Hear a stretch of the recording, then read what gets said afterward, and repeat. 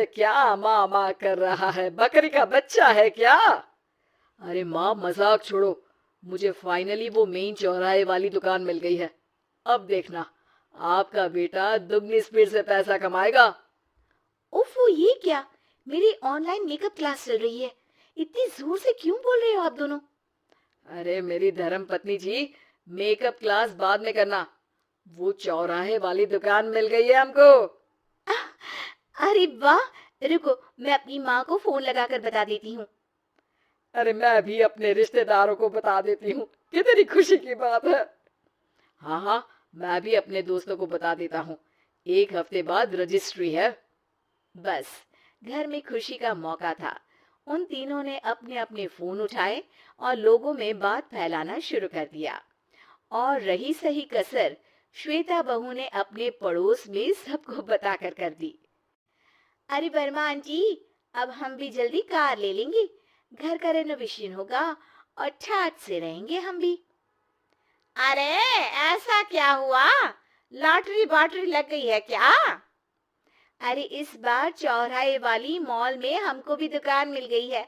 दुकान नंबर 21, जो एकदम चौराहे पर है। अब ग्राहक बढ़ेंगे तो आमदनी भी बढ़ेगी ही ना। अरे वाह, कितनी खुशी की बात है। मैं बहुत खुश हूँ तुम्हें इतना खुश देख के। बाकी एक बात कहूँ, सबको मत बताते फिरना। किसी की नजर लग जाएगी तो खुशी की खबर वापस लौट जाएगी। हैं? ऐसे थोड़ी ना होता है। अब डरा रही हो। अरे सही कह रही हूँ, काली नजर कहते हैं इस चीज को। जब आप किसी को कुछ बताओ और वो काम बिगड़ जाए। अरे लेकिन मैं तो। तुमने सबको बता दिया ना? हाँ, फोन लगा लगा के। अब बच के रहना, काली नजर बड़ी खतरनाक होती है। श्वेता इतनी खुश रहती है कि वो वर्मा आंटी की बात पर ध्यान ही नहीं देती, जबकि पड़ोस में और भी लोगों से खुशी की खबर शेयर करती रहती है। अगले दिन राजेश बहुत दुखी होकर घर आता है। अरे बेटा क्या हुआ, मुंह क्यों सूजा हुआ है, मधुमक्खी ने काट लिया क्या? माँ, वो दुकान किसी और के पास चली गई, किसी ने ज्यादा भाव लगा दिया। अरे पर बात तो आपसे हुई थी ना उस दुकान वाले की। हाँ, आज मैं टोकन अमाउंट देने गया था, तब मुझे पता चला, कोई आकर सुबह मुझसे पहले ही ज्यादा अमाउंट दे गया। काली नजर। क्या? क्या कहा? वर्मा आंटी ने समझाया था कि किसी को बताना मत, वरना काली नजर लग जाएगी। अच्छा, तुम्हें उनकी बात मान लेनी चाहिए थी। उनकी बात मान लेती, लेकिन उसके पहले ही सबको बता चुके थे ना हम तीनों। अरे अगली बार से ध्यान रखेंगे, कोई भी नई चीज होगी तो किसी को नहीं बताएंगे। तीनों कुछ दिन ऐसे ही रहते हैं, पर एक दिन श्वेता को एक मेल आता है। राजेश, मेरा ऑनलाइन मेकअप कोर्स कंप्लीट हो गया।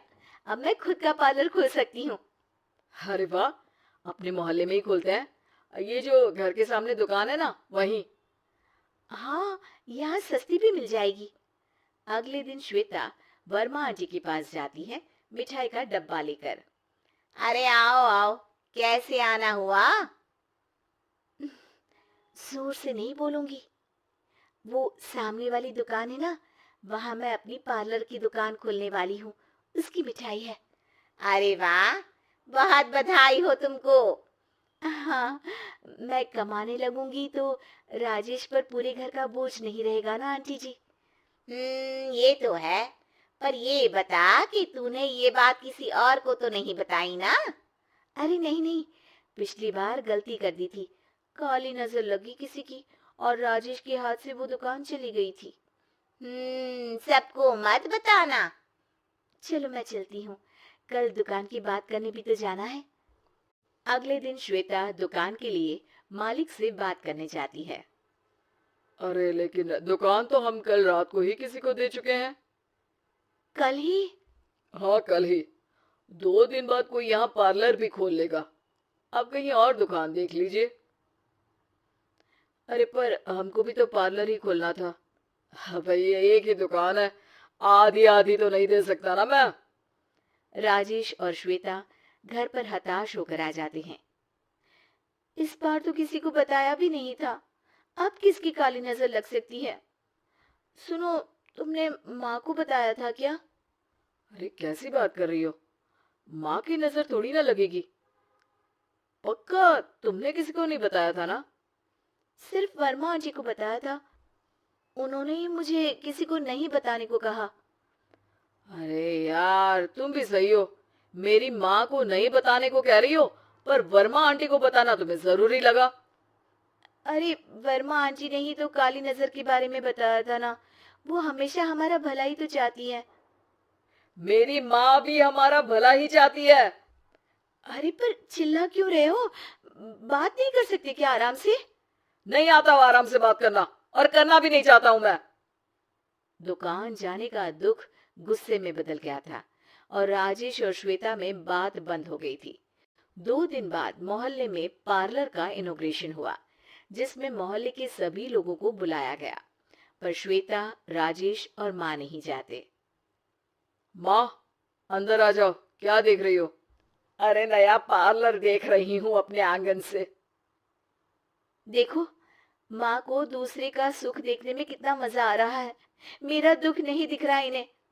यहाँ मेरा पार्लर भी तो हो सकता था। अरे चुप रहो यार, हर बात में लड़ाई क्यों ढूंढ रही हो? राजेश और श्वेता फिर बहस करने लगते थे।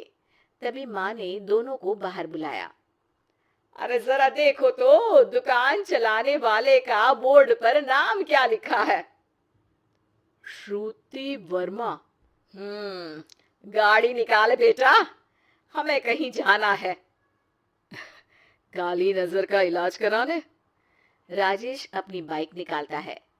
तीनों ट्रिपलिंग कर रहे हैं। माँ राजेश को उस मॉल वाली दुकान पर लेकर जाती है जहाँ राजेश अपनी दुकान खोलने वाला था। यही दुकान लेना चाहता था ना तू? हाँ, पर इनको भी दुखी करने लेकर आई हो क्या यहाँ पर दुकान दिखाकर? वहाँ काफी नहीं था? अरे श्वेता थोड़ा सब्र रख, अभी पता चलेगा कि हम यहाँ क्यों आए हैं। बता, इस दुकान चलाने वाले का नाम क्या है? अनुपम वर्मा। कुछ समझ में आया? वो दुकान वाली श्रुति वर्मा, ये दुकान वाला अनुपम वर्मा, और हमारे पड़ोस में हमने उस दुकानों के बारे में बताया किसको था? अब वर्मा आंटी को। मतलब वर्मा आंटी ही हमारा काम बिगाड़ रही है? नहीं नहीं, ऐसा नहीं हो सकता, ये बस इत्तेफाक है। राजेश अपना फोन निकालता है और श्रुति वर्मा और अनुपम वर्मा के नाम फेसबुक पर सर्च करता है, जहां ये दोनों ही वर्मा आंटी के रिश्तेदार होते हैं। श्वेता को समझ में आ जाता है कि वर्मा आंटी की ही नजर खाली नजर है। अब क्या करना है? कोई भी खुशी की खबर हो तो काली नजर से बचना है, यानी वर्मा आंटी से बचना है। अरे पर मुझे ये समझ में नहीं आया कि वो हमारे साथ ऐसा क्यों करेंगी। अरे बेटा, एक सीख है, दूर के आदमी को आपकी तरक्की से कम परेशानी होगी, पड़ोसी को ज्यादा। दोनों माँ की बात में हामी भरते हैं और अगला काम चुपचाप करने की कसम खाते हैं, ताकि आगे से वर्मा आंटी कोई काम ना बिगाड़ सके।